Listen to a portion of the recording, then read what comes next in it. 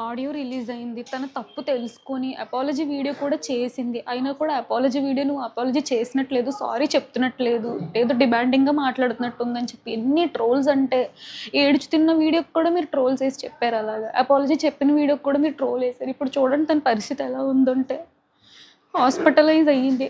హాస్పిటల్‌లో బ్రీతింగ్ అందక ఐసీయూలో ఉంది. ఆక్సిజన్ పెట్టారు. అసలు ఇటువంటి ఘోరమైన స్థితి ఎవ్వరికీ రాకూడదు. తను చేసింది తప్పే అండి. నేను కాదనట్లేదు, ముమ్మాటికి తప్పే. కానీ తను చేసిన తప్పుకి రియలైజ్ అయ్యి సారీ అడిగింది కదా!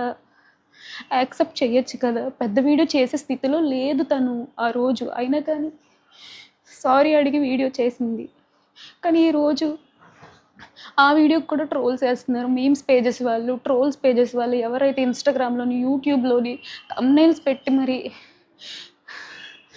చెప్పలేనండి. మొన్నే మా ఇంట్లో మా డ్యాడీ చనిపోయారు. 3 నెలలు కూడా అవ్వలేదు ఆయన చనిపోయి. ఇంక ఈ బాధ తట్టుకునే ఓపిక, శక్తి కూడా మాకు లేదు. ఇంకో చావు మా ఇంట్లో జరగొద్దని నేను కోరుకుంటున్నాను. ఆ పిల్లకి ఏమవుతదో అనిపించింది. పచ్చళ్ళ బిజినెస్ వద్దు, యూట్యూబ్ వద్దు, ఏమొద్దు. అది సేఫ్‌గా ఉంటే చాలు. ప్లీజ్ మీకు దయచేసి రిక్వెస్ట్ చేస్తున్నాను. ఈ ట్రోల్స్, మీమ్స్ ఏవైతే ఉంటే కొంచెం ఆపండి. మిమ్మల్ని రిక్వెస్ట్ చేసుకొని అడుగుతున్నాను.